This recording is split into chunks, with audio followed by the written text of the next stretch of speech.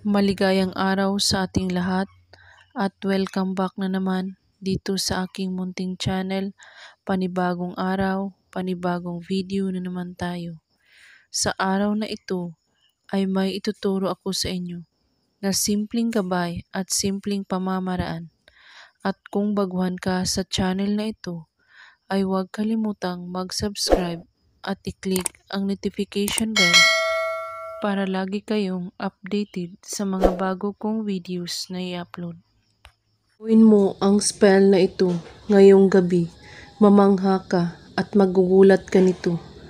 Kayang baguhin ang spell na ito ang anumang uri na hindi pagkakaunawaan sa pag-ibig o kaya nitong paibigin ang isang tao.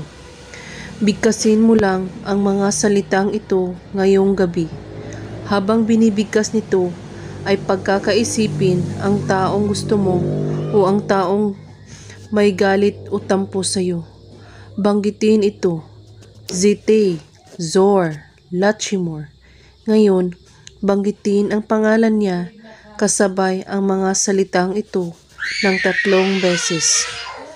At ngayon, anumang galit o tampo ang may tao kang gustong mapaibig ay mangyayari ito. Mag-antay lamang.